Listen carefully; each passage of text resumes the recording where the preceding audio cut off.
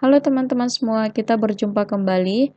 Di video kali ini, saya akan membahas mengenai pendataan tenaga non-ASN lagi ya, sama dengan di video sebelumnya. Tapi, kali ini saya akan membahas tindak lanjut dari pendataan tenaga non-ASN di lingkungan instansi pemerintah.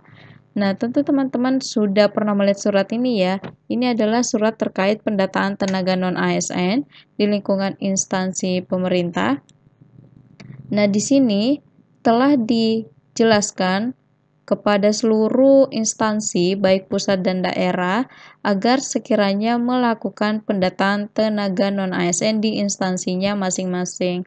Di sini sudah dijelaskan dalam surat ini, mulai dari syarat-syaratnya dan seterusnya. Kemudian, mungkin teman-teman sudah melakukan pendataan juga ya, sudah mengisi data-data di portal BKN, di pendataan tenaga non-ASN BKN. Nah, terkait itu teman-teman, itu ada tindak lanjutnya. Jadi setelah surat ini terbit, kemudian terbit lagi surat terbaru, yaitu surat dari Menteri Pan-RB juga, nomor 1917. Ini keluar di tanggal 29 September 2022. Surat ini mengenai tindak lanjut pendataan tenaga non-ASN di lingkungan instansi pemerintah. Jadi surat ini menjelaskan terkait pendataan tenaga non-ASN yang telah dilakukan, apa yang harus dilakukan selanjutnya, dan seterusnya. Jadi mari kita lihat suratnya ya teman-teman. Nah, di sini sudah dijelaskan bahwa terkait pendataan tenaga non-ASN tersebut, pertama di sini di poin pertama ya, Pan-RB mengucapkan terima kasih kepada setiap instansi baik kementerian, lembaga, pemerintah daerah yang telah melakukan pendataan tenaga non-ASN. Jadi ini poin pertama. Kemudian di poin keduanya dijelaskan bahwa pendataan tenaga non-ASN itu teman-teman dilaksanakan bukan untuk mengangkat tenaga non-ASN menjadi ASN. Jadi untuk teman-teman yang pernah mendengar isu pemutihan dan seterusnya. Jadi itu tidak benar ya teman-teman. Di sini sudah dipertegas oleh Kementerian Pan-RB bahwa itu bukan untuk mengangkat tenaga non-ASN menjadi ASN, baik itu PNS ataupun P3K. Tapi pendataan ini bertujuan untuk memetakan dan mengetahui jumlah tenaga non-ASN di lingkungan instansi pemerintah, baik pusat maupun pemerintah daerah. Jadi ini adalah tujuan sebenarnya dari pendataan tenaga non-ASN yang mungkin sebagian dari teman-teman sudah ikuti. Kemudian di poin ketiga, ini terkait data ya teman-teman. Jadi data sementara yang sudah diinput dalam aplikasi BKN per tanggal 30 September 2022 itu sebanyak 2.113.158 orang yang terdiri dari 66 instansi pusat, 522 instansi daerah, dan berdasarkan telan BKN ditemukan data yang tidak sesuai dengan surat sebelumnya, surat yang ini. Jadi, teman-teman sudah baca ya surat ini, bahwa di surat ini dijelaskan bagaimana garis besar tata cara pendataan tenaga non-ASN tersebut, syaratnya apa saja, ketentuannya apa saja sudah dijelaskan di dalam surat ini.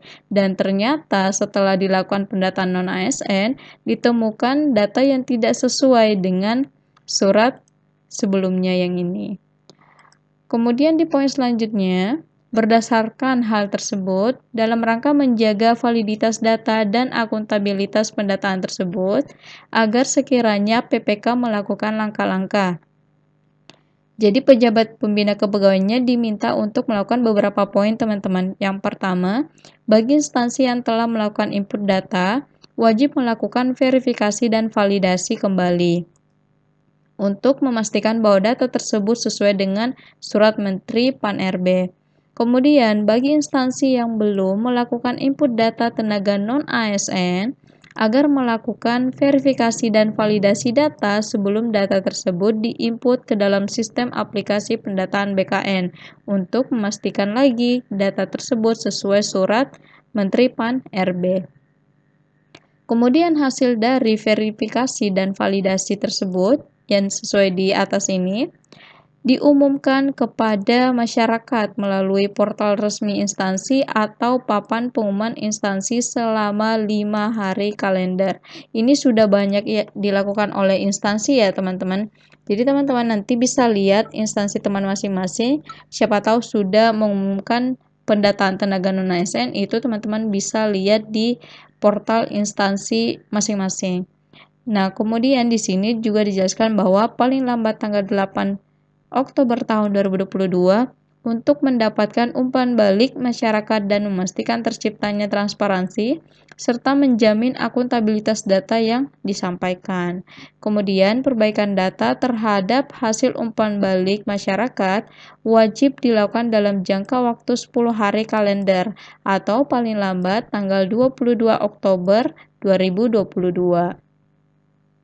Kemudian di poin 5 dijelaskan bahwa data final hasil verifikasi dan validasi wajib disertai dengan surat pernyataan tanggung jawab mutlak atau SPTJM yang ditandatangani oleh PPK.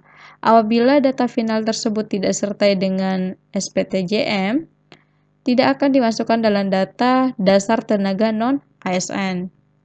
Dalam hal PPK memerlukan surat pernyataan tanggung jawab mutlak dari pimpinan unit kerja yang bersangkutan, maka dapat dilakukan secara internal di lingkungan instansi masing-masing. Apabila di kemudian hari terdapat data yang tidak sesuai dengan surat Menteri Pan-RB nomor 185 dan surat Menteri Pan-RB nomor 1511 akan berdampak pada pertanggungjawaban hukum baik bagi pimpinan unit kerja maupun pejabat pembina kepegawaian. Jadi ini merupakan isi dari surat Menteri Pan-RB nomor 1917 terkait dengan tindak lanjut pendataan tenaga non-ASN. Jadi ini ya teman-teman yang mungkin poin-poin penting yang bisa teman-teman ketahui. Jadi untuk teman-teman yang sudah melakukan pendataan tenaga non-ASN, saat ini teman-teman bisa mengecek website instansi masing-masing dan teman-teman bisa lihat mengenai pendataan tenaga non-ASN di situ, berapa jumlahnya dan sebagainya. Oke teman-teman, mungkin itu yang bisa saya sampaikan di video kali ini ya.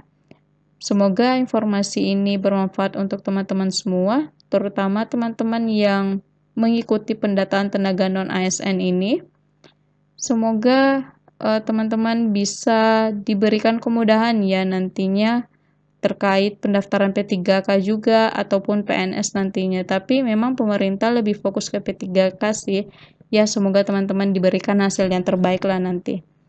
Oke teman-teman, mohon maaf jika ada salah-salah kata. Sampai jumpa di video selanjutnya.